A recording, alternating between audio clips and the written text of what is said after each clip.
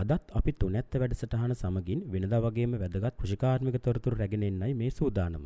ඉතින් අපි අද සාකච්ඡා කිරීමට බලාපොරොත්තු වෙන්නේ සහල් ආශ්‍රිත අගය එකතු කළ නිෂ්පාදන සම්බන්ධව. මේ සඳහා අද අපිට සම්පත්දායකත්වය ලබා දෙනවා අනුරාධපුර ජාතික පසුවස්වනු තාක්ෂණ කළමනාකරණ ආයතනයේ පර්යේෂණ නිලධාරී කසුන් හෙට්ටිගේ මහතා. එතුමට අපි ආයිබෝවන් කියලා වැඩසටහනට පිළිගන්නවා. මම මුලින්ම මාතෘකාවට එන්න මත්තෙන් අපේ කසුන් මහත්මගෙන් අහන්න කැමති ඇත්තටම මේ ආයතනයේ සම්බන්ධව අපිට පොඩි පැහැදිලි කිරීමක් කරලා දෙන්න කියලා. අපේ ආයතනය තමා ජාතික පසුවස්වනු කළමනාකරණ ආයතනය. ඇත්තට මේක ජාතික ආයතනයක්. එතකොට පසුවස්වනු තාක්ෂණය සම්බන්ධයෙන් අපේ රටේ තියෙන එකම ආයතනය තමයි මේක. එතකොට මේක මූලිකම පිහිටවලා තියෙන්නේ අනුරාධපුරයේ. එතකොට පරීක්ෂණ සඳහා විද්‍යාගාර පහසුකම් ඔක්කොම තියෙන්නේ අනුරාධපුර. නමුත් ශ්‍රේෂ්ඨ කට්ටිය සඳහා ශ්‍රේෂ්ඨ මධ්‍යස්ථාන කිහිපයක්ම තියෙනවා. විශේෂයෙන්ම කිරණොච්චි උතුරු පළාතේ කට්ටියට, ඊගාවට වාරියපොළ, කොළඹ, නුවර, අම්පාර, නුවරඑළිය, ගාල්ල මේ වගේ ප්‍රදේශ කිහිපයක් ආවරණය වෙන පරිදි ශ්‍රේෂ්ඨ මධ්‍යස්ථාන පිහිටවලා තියෙනවා. එතකොට මේකේ මූලිකම පරමාර්ථය තමයි අපේ රටේ පසුවස්වනු හානිය අවම කිරීම. එතකොට මේක පරීක්ෂණ මධ්‍යස්ථානයක්. එතකොට මෙතනදී පරීක්ෂණ සහ සංවර්ධන ව්‍යාපෘති වලට අමතරව ඉංජිනේරු සේවා, තානාගාර සේවා වගේ සේවාවලුත් අයත් වෙනවා. එතකොට අපේ විද්‍යාගාරය ගත්තොත් එහෙම මේක ISO certified විද්‍යාගාරයක්. එතකොට ඔයගොල්ලෝන්ගේ කියන්නේ ව්‍යවසායකයන්ගේ නිෂ්පාදනවල අර ට්‍රැෆික් ලයිට් සිග්නල් වගේ නියුට්‍රිෂන් ලේබල් වගේ ඒවා සහතික ලබා ගැනීම උනත් සාධාරණ මුදලකට අපේ ආයතනයෙන් ලබා ගන්න පුළුවන්. ඊට අමතරව අපේ ආයතනයෙන් උපදේශන සේවා වගේ දේවලුත් අපි ලබා දෙනවා. ඔව්, ඔබ ඒ දැනගත්තේ මේ ආයතනය තුලින් මොකද්ද සිදු කරන්න කියලා. ඉතින් ඒ වගේම තමයි අපි අද සමාජයේ දකිනවා විශේෂයෙන්ම අපි මේ සහල් පිටි ගැන කතා කරාට නමුත් වෙළඳ පොලේ සහ අපි වෙළඳ පොලේ ඇවිද්දිදී සමාජයේ ඇවිදිනකොට අපි දකිනවා වැඩිපුරම තියෙන ආහාර වර්ග තමයි මේ තිරුඟු පිට ආශ්‍රිත නිෂ්පාදනය. එහෙම නැත්නම් අපි කියනවා පාන් පිටි කියලා. ඉතින් ඒකත් එක්ක බලනකොට අපි දකිනවා සමාජයේ බොහොමයක් මේ සෞඛ්‍ය ප්‍රශ්නවලට තුඩ් දීලා තියෙනවා කියලාත් කියන්නේ වෛද්‍යාංශයෙන් පිටි ආශ්‍රිත එහෙම නැත්නම් මේ තිරුඟු පිටි ආශ්‍රිත නිෂ්පාදන කියලා. නමුත් අද අපි කතා කිරීමට ඇත්තටම බලාපොරොත්තු වෙන්නේ මේ සහල් ආශ්‍රිත අග එකතු කළ නිෂ්පාදන ගැන. ඉතින් මම ඔබතුමාගෙන් දැනගන්න කැමති ඇත්තටම මේ තිරුඟු පිටි සහ සහල් පිටි අතර තියෙන වෙනසත් සහ මේකේ අපිට තියෙන සහල් පිටිවල තියෙන ගුණාත්මක පැත්තත් අපිට පොඩ්ඩක් කතා කරොත් හොඳයි කියලා හිතනවා. ඒ වශයෙන්ම හොඳ ප්‍රශ්නයක්. එතකොට මෙතනදී මුලින්ම ගත්තොත් එහෙම අපි ඇයි සහල් පිටි ආශ්‍රිත නිෂ්පාදන ප්‍රචලිත කරන්න කියන එක ගත්තොත් එහෙම ඒක ඇත්තටම ජාතික ප්‍රතිපත්තියක් විදියට අපි සහල් පිටි ප්‍රචලිත කරන්න ඕන. මොකද අපේ රටේ සහල් තමා, ඒ කියන්නේ ගොවි තැන්පත් තමා මූලිකම කෘෂිකාර්මික ජීවනෝපාය වන්නේ. ඊට අමතරව ගත්තොත් එහෙම තිරුඟු පිටි වල තිරුඟු ශාක අපේ රටේ වර්ධනය කරන්න බෑ. ඒ කියන්නේ වගා කරන්න බෑ. එතකොට අපිට විශාල විදේශ විනිමයක් ගන්න වෙනවා මේක ආනයනය කරන්න. එතකොට මේ සම්බන්ධයෙන් අපේ රටේ ප්‍රතිපත්තියක් විදිහට අපි සහල් ආශ්‍රිත නිෂ්පාදන ප්‍රචලිත කිරීමට අපි බැඳී සිටිනවා. ඊට අමතරව පෝෂණ ගුණය ගත්තොත් එහෙම ප්‍රධාන වශයෙන් අපේ ආහාර රටාව අපි ආහාර රටාව විදිහට බත් කනකොට අපි සාමාන්‍යයෙන් ඒ ගන්න විදියටම පාන් කෑවොත් එහෙනම් මොකක් වෙයි කියලාද හිතන්නේ. දැන් අපි ගන්න අපේ කැලරි ප්‍රමාණය අනිවාර්යෙන් වැඩි වෙනවා. මොකද තිරුඟු පිටි වල කැලරි ප්‍රමාණය වැඩි හාල් පිටි වලට සාපේක්ෂව. හැබැයි දැන් තිරුඟු පිටි ප්‍රධාන ආහාර විදිහට ගන්න කට්ටිය එයාලා ඒව විතරක් නෙමෙයි ගන්නෙ. මේකෙන් සැලකුති ප්‍රමාණයක් මස් මාළු වලට වෙන් වෙනවා. හැබැයි අපේ රටේ මස් මාළු ගත්තොත් එහෙම බිත්තර ගත්තොත් එහෙම මිලෙන් වැඩි. එතකොට අපේ ප්‍රධාන වශයෙන් අපේ රටේ කට්ටිය ප්‍රෝටීන් අවශ්‍යතාවය සපුරා ගන්නෙත් බත් වලින්. ඒක කනගාටුවට කරුණක්. නමුත් ඇත්ත ඒක.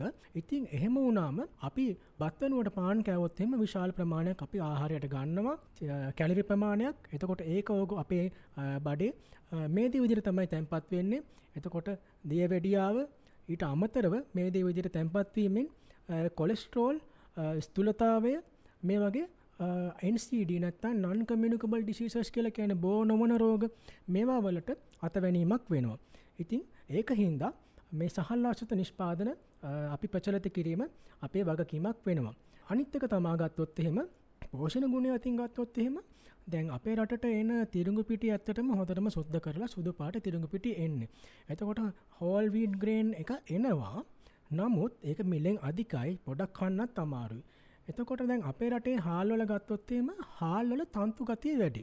ඒකට තන්තු ගතිය වැඩි වෙන හින්දා ඉක්මනට බඩ පෙරවල ඒ කියන්නේ බඩ පිරෙන ගතියත් වැඩි. එතකොට මේවත් එක්ක සලකලා බලනකොට පෝෂණ ගුණය අතින් ප්‍රෝටීන් වල යම් අඩුවක් තිබුණත් තිරුඟු පිටි වලට සාපේක්ෂව අපේ ආහාර පුරුද්දත් අපේ සංස්කෘතියත් අපේ ආහාර රටාවත් එක්ක අපිට සහල් පිටි තමයි හරියටම හරියන්නේ. ඉතින් ඒක හින්දා ශේෂයෙන්ම දියවැඩියාව ස්තුලතාවය ගත්තොත් එහෙම සහල් පිටි ආශ්‍රිත නිෂ්පාදන අතිශයින් වැදගත් වෙනවා පෝෂණ ගුණ අතින් සැලකීමේදී. අපේ පර්යේෂණ නිලධාරීතුමාගෙන් මම අහන්න කැමති ඇත්තටම දැන්ට අපි පාම් පිටිවලින් නම් අපි දකිනවා විවිධ නිෂ්පාදන බොහොමයක් තියෙනවා. නමුත් මේ හාල් පිටිවලින් එහෙම නැත්නම් මේ සහල් පිටිවලින් අපිට මොනවද කරන්න පුළුවන් නිෂ්පාදන මොන වගේ දේවල්ද අපිට අගය එකතු කරපු නිෂ්පාදන විදියට හඳුන්වලා දෙන්න පුළුවන්? දැන් ඔය තිරිඟු පිටි වලින් කරන නිෂ්පාදන බේකරි නිෂ්පාදන තියෙනවානේ.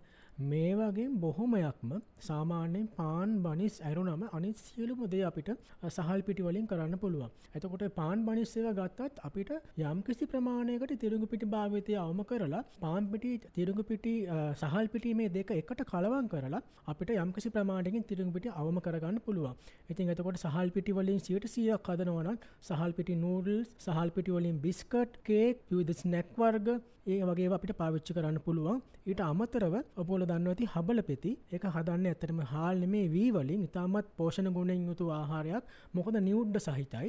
ඉතින් ඒකත් 100%ක් හාල් පිටි ආශ්‍රිත නිෂ්පාදනයක්. එතකොට හබල පෙති වලිනුත් තව නිෂ්පාදන රාශියක් තියෙනවා. එතකොට මේවා ඇවිල්ලා 100%ක්ම අපේ දේශීය සහල් නැත්තම් අපේ කියන්නේ අපේ රටේ වැවෙන සහල් වලින් පමණක් භාවිතා කරලා අපිට තිරිඟු පිටි පොඩ්ඩක්වත් භාවිතා නොකර සෑදිය හැකි ආහාර.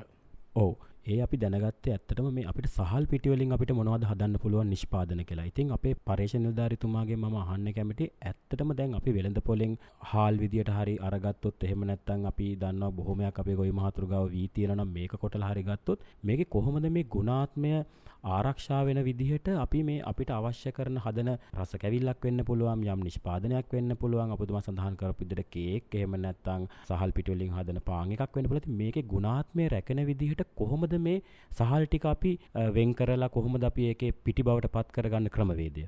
ඇත්තටම මෙතනදී දැන් අපි ගත්තොත් වෙළඳ පොලේ සුදු පාට හාල් නැත්තම් පොලිෂ් කරපු හාල් තමයි තියෙන්නේ. ලස්සන සුදු පාට වීදුරු කැටේ වගේ තියෙනවා. එතකොට මෙතනදී ඇත්තටම පෝෂණ ගුණය සම්බන්ධයෙන් ප්‍රශ්නයක් එනවා. හැබැයි අපි සහල් තැම්බීමකට ලක් කරාම ග්ලයිසෙමික් අගය කියන එක අඩු වෙනවා. ඒ කියන්නේ ග්ලූකෝස් ඉක්මනට ලේවලට යන්නේ නැහැ. ඒක තමයි පාන් පිටි හාල් පිටි අතර මූලිකම වෙනසක් වෙන්නේ. එතකොට ඩියවැඩියා කට්ටියට හොඳත් ඒකයි. හැබැයි අපි තියෙන තන්තු ප්‍රමාණය ඔක්කොම වගේ අයින් කරලා තියෙනවා මේ දැනට සහල් පිටි සැකසීමේදී. එතකොට ඇත්තටම අපේ රටේ ආහාරවල මේ එක්ස්ට්‍රැක්ෂන් රේට් කියලා කියනවා ඒක 28%ක්ම සහල් වලින් අයින් කරලා තියෙනවා. ඒ කියන්නේ නියුඩ්ඩත් අයින් වෙලා ඇත්තටම.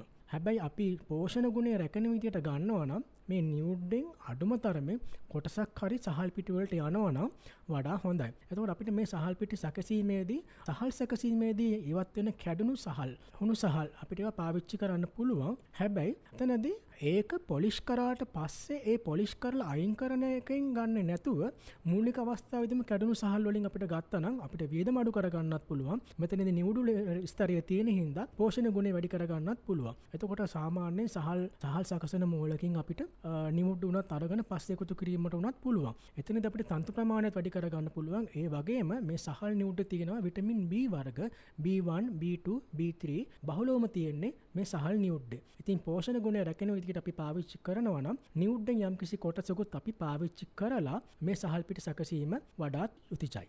ඔව් අපේ කසුන් මහත්මයා.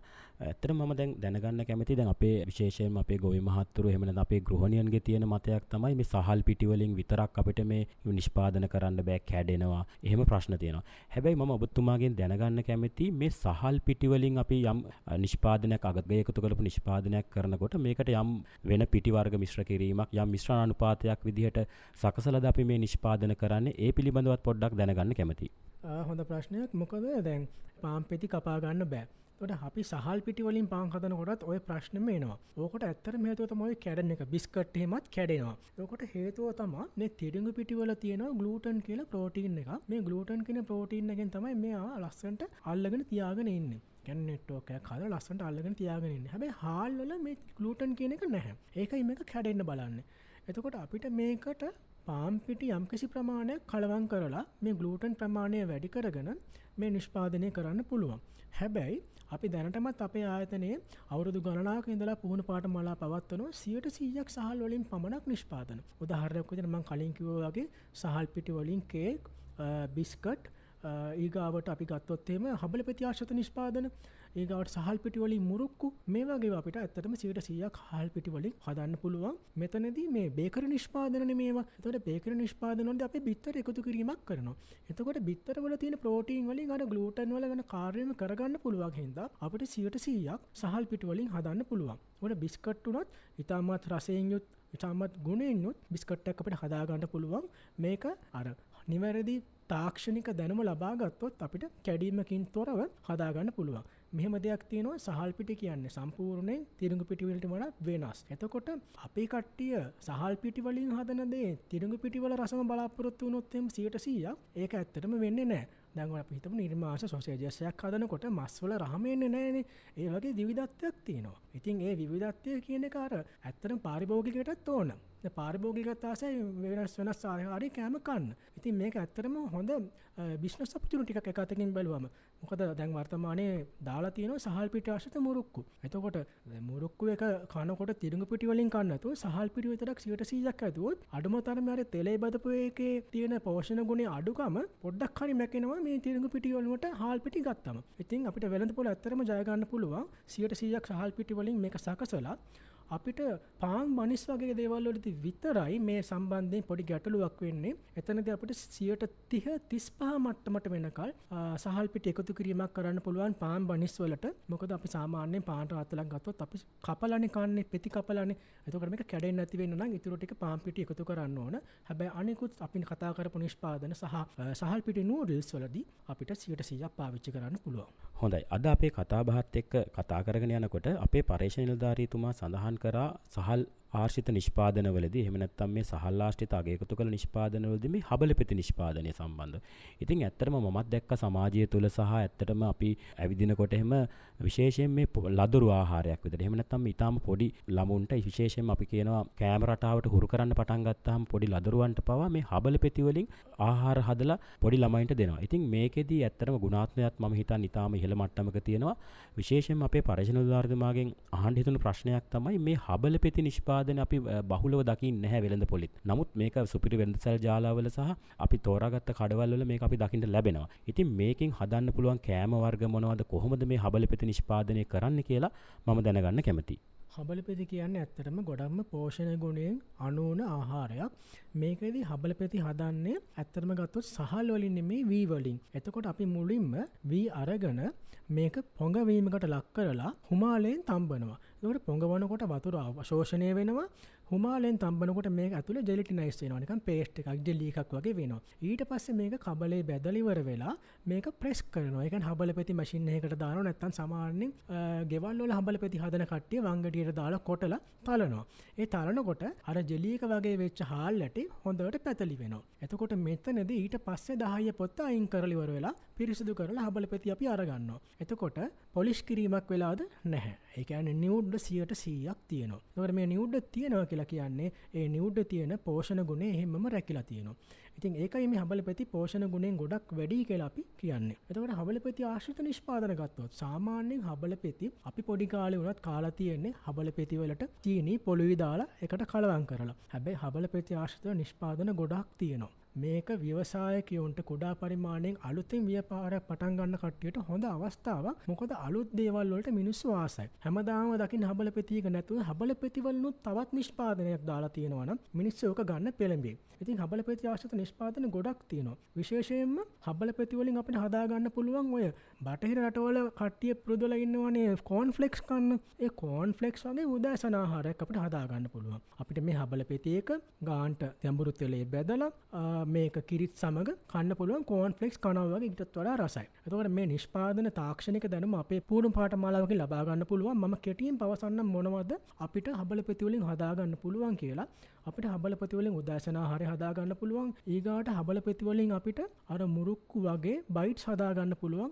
ඉතාමත්ම රසවත් මේක. මේක ගැඹුරු තෙලේ බැද්දට පස්සේ හරියම අර චරස් ගාලා හැපෙන ක්‍රිස්පිනස් එකක් තියෙන ඉතා රසවත් ආහාරයක්. එතකොට මේකට ග්‍රීන් පීස්, කජු, රට කජු වගේ දේවල් දාලා අපිට අර බයිට් ඉන්ඩස්ට්‍රි එකට මුරුක්කු ආශ්‍රිත නිෂ්පාදන විදියට මේක වෙළඳ පොළට දාන්න පුළුවන්. ඊට අමතරව ඔබට පුදුම හිතේ හබලපෙති වලින් අතුරුපස ඩෙසර්ට් හදන්න පුළුවන්. මේක ඕනනම් අපිට පුඩින් දාති වගේ කියන්නේ බේක් කරලා ගන්න පුළුවන්. එහෙම නැත්නම් ග්‍රැනෝලා බාර් විදියට අපිට හදන්න පුළුවන්. ඒ කියන්නේ දැන් ඔය වෙළඳ පොලේ තියෙන එක එක ඔය ඇට ಜಾති දාලා ඉවර වෙලා ග්ලූකෝස් සිරප් දාලා ග්‍රැනෝලා බාර් කියලා මේ ග්‍රැනෝලා බාර් එකක් වුණත් අපිට හදා ගන්න පුළුවන් ඉතාමත්ම රසවත් විදියට ඒ වගේම පෝෂණ ගුණයෙන් අනුවන විදියට හබලපෙති පාවිච්චි කරලා. ඉතින් මේ වගේ හබලපෙති ආශ්‍රිත නිෂ්පාදන ගොඩක් තියෙනවා. අපේ ආයතනය සම්බන්ධ කරගෙන ඕගොල්ලන්ට මේ සම්බන්ධයෙන් එක් දින හෝ දෙදින පුහුණු පාඨමාලාවක් ලබා ගන්න පුළුවන්. ඇත්තටම මම හිතන්නේ ඊටාම රසවත් ආහාරයක් තමයි මේ හබලපෙති වලින් නිෂ්පාදනය කරගන්න පුළුවන් දේවල්.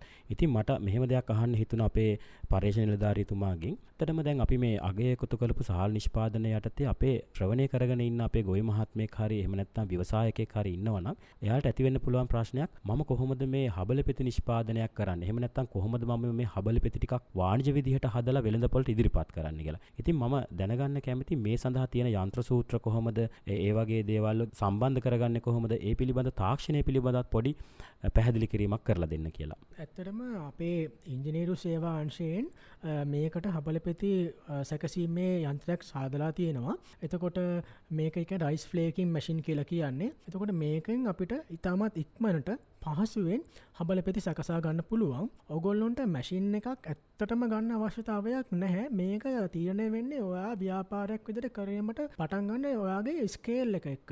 ඔයා කුඩා පරිමාණයෙන්ද මධ්‍යම පරිමාණයෙන්ද? ඔයා ඇත්තටම කුඩා පරිමාණයෙන් අතේ මුදලක් ලොකු මුදලක් නැතුව ඔයා මේක පටන් ගන්නවා නම් ඔයාට ඇත්තටම වංගඩියකුයි මෝල් ගහකුයි ඇති මේ වැඩේ කරන්න.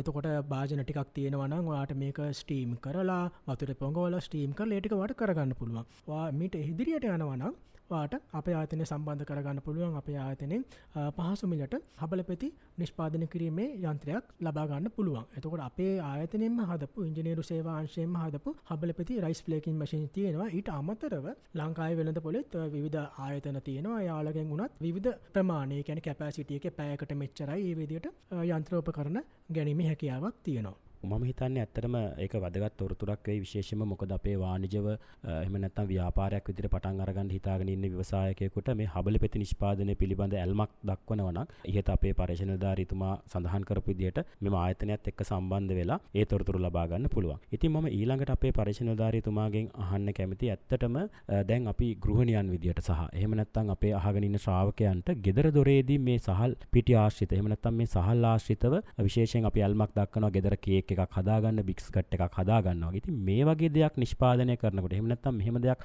හදනකොට කොහොමද අපි මේ සහල් පිටි උපයෝගී කරගෙන ගෙදර දොරේ මේ වගේ දෙයක් කරගන්නේ? ඇත්තටම එතකොට දැන් අපිට වෙළඳපොලේ සමහරලාට නැති වුණත් අපිට සහල් පිටි වලින් අපේ ගෙදර අපේ ළමයින්ට හදලා දෙන්න පුළුවන් සහල් පිටි ආශ්‍රිත නිෂ්පාදන. එතකොට මෙතනදී ඇත්තටම පහසුවෙන් අපිට හදා ගන්න පුළුවන් සහල් පිටි වලින් බිස්කට්, කුකීස්, කේක් වගේ දේවල්.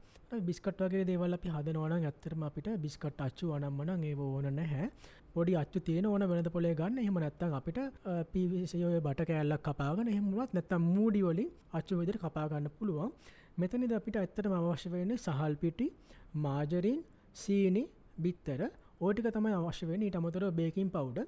අපිට කිරි රසක් වගේ ගන්න ඕන නම් කිරි පිටි ටිකක් දාන්න පුළුවන්. එතකොට මේක කුකී එකක් විදිහට හදා ගන්න ඕන නම් අපිට වැඩිපුර බිත්තර දාන්න පුළුවන්. එතකොට මෙතනදී පෝෂණ ගුණයේදී ප්‍රෝටීන් ප්‍රමාණයත් වැඩි වෙනවා බිත්තර දැමීමෙන්. අනිත් එක අපි ගෙදරදී හදා ගන්නකොට ඇත්තටම අපිට ගොඩ කාලයක් කල් තියා ගන්න අවශ්‍ය නැහැ. අවිතින් අපිට රසායන ද්‍රව්‍ය කල් තියා ගන්න ඒවා දාන්න අවශ්‍ය නැහැ. ඉතින් අපිට ගෙදරදී පහසුවෙන් හදා ගන්න පුළුවන් බිස්කට් වගේ දේවල්. ඊට අමතරව කේක් වගේ ඒවා හදනවා නම් ඇත්තටම ඕගොල්ලන්ට ව්‍යාපාරයක් විදිහට උනත් කරන්න පුළුවන්. මේ ඔන්ලයින් බිස්නස් දැන් තියෙනවා. Facebook එකේ දාන්න පුළුවන් පේජ් එකක් හදලා කුඩාවට පටන් අරගෙන අපේ ආයතනයෙන් දැනට ට්‍රේනින් එකක් අරගෙන ගිහපු එක්කෙනෙක් ගෙදරක ඉඳලා හදනවා ඇත්තටම කේක්. එයාට හොඳ ඉල්ලුමක් තියෙනවා කියලා මට මේ ළඟදී කතා කරලා කිව්වා. මොකද මේ මිනිස්සු ආසයි අලුත් දේවල් කන්න. එතකොට දැන් අපි සාමාන්‍යයෙන් කේක් එකක් ඔය ගෙදර හදා ගන්න ඕනේ කේක්. ඒ හදන විදියටම ඒ රෙසිපියටම අපිට සහල් පිටි කේක් එක හදා ගන්න පුළුවන්. අර තිරිඟු පිටි දාන ප්‍රමාණයම අපිට සහල් පිටි දාලා අපිට ඕන නම් සීනි ප්‍රමාණය සම්කිසි ප්‍රමාණයකට අඩු කරලා පෝෂණ ගුණය රැකෙන විදියට අපිට මේක හදා ගන්න පුළුවන්. ඊට අමතරව මේක අර අග එකතු කරන නිෂ්පාදනද අපි පොඩ්ඩක් අලුතෙන් හිතන්න පුළුවන් වෙන්න ඕනනේ.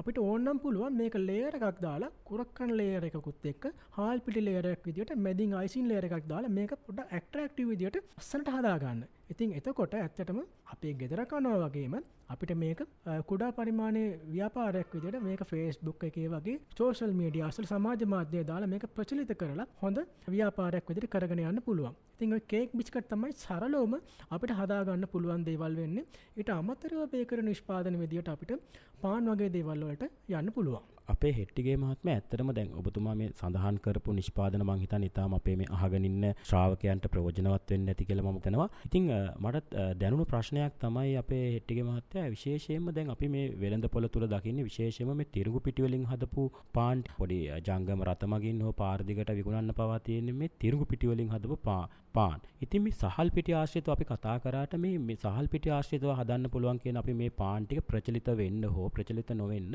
යම් හේතු සාධකයක් තියෙනවාද? ඇයි ඒක අපේ මේ ජනතාව අතරට ප්‍රචලිත වෙනවා වගේ අඩුවක් තියෙන්නේ? එතකොට මේකට මූලික හේතුව තමයි අර මම මුලින් කිව්වා වගේ 100%ක් සහල් පිටි වලින් අපිට පාන් හදාගන්න අමාරුයි.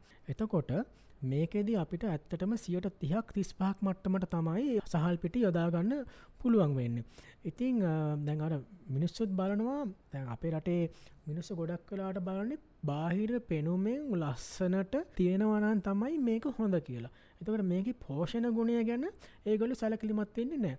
එතකොට මෙතනදී අපිට ඒ වගේම අපි සම්බන්ධ වෙලා තියෙන රජයේ අපි වගකීමක් ඇතුව අපි ක්‍රියා කරන්න ඕන මේ මොනවද ඇත්තටම තියෙන පෝෂණ ගුණය අතින් වැදගත්කම මොකක්ද කියලා. ඒක පොඩ්ඩක් දැනුවත් වීමක් කරන්න ඕන. එතකොට ඇත්තට මිනිස්සු පෙළඹෙයි අපිට පාන් පිටිම කනවද අපි හාල් පිටි ටිකක් හරි තියෙන පාන් එකකට යනවද කියන එක. මොකද අපිත් ඉස්සර ඇත්තටම අපි මේ පසුවස්තුණු තාක්ෂණ ආයතනයේ වෙන්න කලින් මම පුංචි කාලේ මම අනුරාධපුරයේම එක්කනේ මේ අපේ ආයතනයේ ඉස්සරහා සහල් පිටි පාන් විකුණුවා. අපි ඒ කාලේ හරි ආසාවෙන් කෑවා. ඇත්තට මේකේ අර අමුතු රහක් තියෙනවා මේ ඔය බටර් මාජරින් ගාලා නෙමෙයි හොදි වර්ගවක අපේ රටේ තියෙන අපි සාමාන්‍යයෙන් ඉස්සර පාන් කෑවේ එහෙමනේ. දැන් ඔය මාජරින් ගාලා ජෑම් කාලා එහෙම මේ පාන් කන්න පුරුදුලා තියෙන්නේ. හොදි වර්ගත් එක්ක අපිට පාන් කනවන ඇත්තටම ඉතාමත්ම රසයි. අර රෝස් පාන් එකකයි සාමාන්‍ය පාන් එකකයි අතර තියෙන රසක් තමයි තියෙන්නේ. ඉතින් මේකේ අර ප්‍රධානම හේතුව තමයි ග්ලූටන් කියන ප්‍රෝටීන් එක නැති වෙන එක. ඒකින් තමයි මේක කැඩීමකට ලක් වෙන්නේ. හැබැයි අපිට 130 35 අතර මට්ටමකට මේක පාන් පිටි අයින් කරගෙන හදා ගන්න පුළුවන්. එතකොට රසත් හොඳයි. අපි වෙනකොට ඉතින් මේක විකුණන්නේ සහල් පිටි පාන් කියලා. දැන් ওই පරලු පාන් එකේදී කුරක්කන් දාන්නේ 20ක් 25ක් වගේ. හැබැයි ඒකට කවදාවත් කියන්නේ නැහැ තිරුඟු පිටි පාන් කියලා. ඒකට අපි කියන්නේ පරලු පාන් කියලා. හැබැයි ඒක දියවැඩියාව තියෙන කට්ටිය කනවා. ඉතින් ඇත්තට මේක හැදුවොත් අඩුම තරමේ දියවැඩියාව තියෙන කට්ටිය වුණත් කයි පාන් මොකද පාන් පෙත්තක් කන්න ඒගොල්ලොත් ආසයි. මේක ඇත්තටම වෙළඳ පොළට දානවා නම් ගන්න මිනිස්සු ඉන්නවා. එතකොට ඒක හදීමේ තාක්ෂණය අපිට ඇත්තටම දෙන්න පුළුවන්. මෙතනදී තව පොඩි දෙයක් තියෙනවා. දැන් තිරුඟු පිටි කියලා කියන්නේ ඊටාම සුමටයි. හරිම සියුම් මංචු තියෙන්නේ. හැබැයි අපි හාල් පිටි ගත්තොත් එimhe හාල් පිටි පොඩ්ඩක් ගොරෝසුයි. එතකොට මේ හාල් පිටි පාන් පිටි එකට කලවම් කරනකොට අර මේ අංශු වල ප්‍රමාණයත් බලපානවා. ඉතින් ඒක හරියටම තාක්ෂණය කියන එක ඉගෙන ගන්න ඕන කියන්නේ ඒකයි. ඉතින් අපි පහන් සැකසීමේ තාක්ෂණය හරියටම කියලා දෙනවා. අපේ ආයතනයට ආපුවම මෙතනදී කොහොමද පිටි මෝලිය හදාගන්නේ, පිටි මිශ්‍ර කරන්නේ, ඊට පස්සේ මේක කොහොමද oven එකට දාලා බේක් කරගන්නේ. ඒ ඔක්කොම ඒකට මේ පාටිකල් සයිස් එක, ඒ කියන්නේ අංශු වල සයිස් එක කොච්චරක් වගේ වෙන්න ඕනද? එතකොට අපිට සාමාන්‍යයෙන් මේ 30 35 කියන එක 140කට වුණත් කියන්න පුළුවන්. අනිත් එක තමයි ඔය කොච්චර කරත් මිනිස්සු ඇත්තටම අලුත් නිෂ්පාදනයක් විදිහට දෙනවා නම් මේකට ඇත්තටම කැමතියි. ඔව් ඉතින් ඇත්තටම මම හිතන්නේ මම අහපු ප්‍රශ්නේ ඊටාම ප්‍රයෝජනවත් වෙන්නේ නැති කියලා හිතනවා ශ්‍රාවකයන්ට. අපි දන්නවා අපිට තියෙන ලොකුම ප්‍රශ්නේ තමයි දියවැඩියාව. ඇහුවොත් කියනවා ෂුගර් කියනවානේ. ඉතින් මේකත් එක්ක ඇත්තටම මේ සහල් පිටි ආශ්‍රිත නිෂ්පාදනයකින් පාන් විදිහට ගන්න පුළුවන් නම් ආහාරයක් විදිහට ඉතින් තමන්ගේ තියෙන සෞඛ්‍ය පැත්තත් අපිට රැක ගන්න පුළුවන්. ඉතින් ඒ වගේම තමයි අපි දැන් ගොඩක් දේවල් ගැන කතා කරා අපේ හෙට්ටිගේ මහත්මයා. ඉතින් මම දැනගන්න කැමතියි තව අපිට තියෙනවද මේ සහල් ආශ්‍රිත අගයකතුක නිෂ්පාදනයට කතා කරන්න මොනවා හරි දේවල්? ඔව් දැන් මෙතනදී අපිට තව විකල්පයක් විදිහට තියෙනවා. ඒක ඇත්තටම සහල් වලින් අපිට පුළුවන් කිරි හදන්න. ඒක ටිකක් අලුත් දෙයක්. සහල් කිරි. එනේ සහල් කිරි කියලා කියන්නේ දැන් වෙන රටවල වල මේ ප්‍රචලිතව තියෙනවා. දැන් චීනයේ හැම සහල් කිරි එක තියෙනවා. ඊට අමතරව ඕස්ට්‍රේලියාව ඒ වගේ සමානව ආමන්ඩ් හදන රටවල ආමන්ඩ් කිරි කියලා එකක් තියෙනවා. ඒ වගේ දැන් ওই කිරි පිටි වලට විකල්පයක් විදිහට අපිට සහල් කිරි එක පාදනය කරන්න පුළුවන්. හරිම සරලයි. ඕක මැෂින් වලින් කරන්නත් පුළුවන්. සහල් පොඟවල ඉවරලා හොඳට බ්ලෙන්ඩ් කරලා අරගෙන ගන්න පුළුවන්. එහෙම නැත්නම් සහල් පිටි වතුරට දිය කරලා උණු කරන ගමන් හොඳට කලවම් කරලා ඉවරලා පෙරලා අරගෙන සහල් කිරි අපිට හදා ගන්න පුළුවන්. එතකොට මේ සහල් කිරි වලින් අපිට අයිස්ක්‍රීම් වගේ දේවල් හදා ගන්නත් පුළුවන්. මේ අයිස්ක්‍රීම් එක ඇවිල්ලා අර සෝයා අයිස්ක්‍රීම් තියෙන්නේ. අන්න ඒ සෝයා අයිස්ක්‍රීම් එක වගේ එකක්. මොකද ඒකෙදි සෝයා අයිස්ක්‍රීම් එකදී සෝයා කිරි වලින් සෝයා අයිස්ක්‍රීම් එක හදනවා. ඒ වගේම එහෙම වගේම ක්‍රියාවලියක් තමයි තියෙන්නේ සහල් කිරි වලින් සහල් අයිස්ක්‍රීම් එක හදනවා. ඒක ඉතාමත්ම රසවත් ආහාරයක්. සාමාන්‍යයෙන් අපි ජංක් ෆුඩ් නැත්නම් කැලරි වැඩියෙන් අඩංගු වෙන ආහාරයක් කියලා තමයි අයිස්ක්‍රීම් එක සලකන්නේ. මොකද ඒකේ තියෙන මේද ප්‍රමාණය වැඩි හින්දා. නමුත් අපේ ආයතනයේ අපි හඳුන්වලා දීලා තියෙන සහල් අයිස්ක්‍රීම් එක අපි එකට කියනවා රයිස් අයිස්ක්‍රීම් කියලා. මේකේ ඇත්තටම තියෙන 2% මේදය. සාමාන්‍ය අයිස්ක්‍රීම් මේක 15%කට වඩා මේද ප්‍රතිශතයක් තියෙනවා. ඒ හින්දා මේකේ කැලරි ප්‍රමාණය ඉතාමත්ම අඩුයි. ඉතින් ඇත්තටම කුඩා ව්‍යාපාරයක් විදියට අයිස්ක්‍රීම් මැෂින් එකක් අරගෙන සාමාන්‍යයෙන් කෑම කඩයක් කරන එක්කෙනෙකුට උනත් ඉස්සරහා අයිස්ක්‍රීම් මැෂින් එකක් තියලා මේකේ සහල් අයිස්ක්‍රීම් රයිස් අයිස්ක්‍රීම් එකක් ඔයගොල්ලොන්ට ව්‍යාපාරයක් විදිහට කරගෙන යන්න පුළුවන්. අනිත් එක තමයි අපේ ආයතනයේ පේටන්ට් බලපත්‍රය අරගෙන තියෙනවා රයිස් අයිස්ක්‍රීම් එකට. ඒ වුණාට අපේ ආයතනයේ අවුරුදු ගණනාවක් මුළුල්ලේම මේ තාක්ෂණය නොමිනේ ලබා දී තිබෙනවා. ඉතින් අපේ ආයතනය සම්බන්ධ කරගෙන රයිස් අයිස්ක්‍රීම් හදන්නේ කොහොමද කියලා ඕගොල්ලොන්ට දැනගන්න පුළුවන්. ඊට අමතරව තවත් පොඩි දෙයක් කියන්න තියෙනවා. අපේ මේ සහල් ආශ්‍රිත නිෂ්පාදනවලදී මීට අමතරව සහල් ආශ්‍රිත නිර්මාංශ සොසේජස් එකක් අපි හඳුන්වා දීලා තියෙනවා. මේ නිර්මාංශ සොසේජස් එකේ 40%ක්ම තියෙන්නේ සුදු කැකුළු හාල් පිටි. විශ්වාස කරන්න. ඊටු ටික තමයි ওই පොලොස්, කැරට් ඒ වගේ දේවල් දාලා ඉවරලා අර මස් රස වගේ අරගෙන අපි හදන්නේ. 40%ක්ම තියෙන්නේ සුදු කැකුළු හාල් පිටි. ඉතින් මේකත් ඇත්තටම හොඳ පාදනයක් ඔය නිර්මාංශ කට්ටියට. පොඩ්ඩක්වත් ගෑවිලා නැහැ නිර්මාංශ කට්ටියට. අනිත් එක අපේ අයිස්ක්‍රීම් එක උනත් නිර්මාංශ කට්ටියට පාවිච්චි කරන්න පුළුවන්.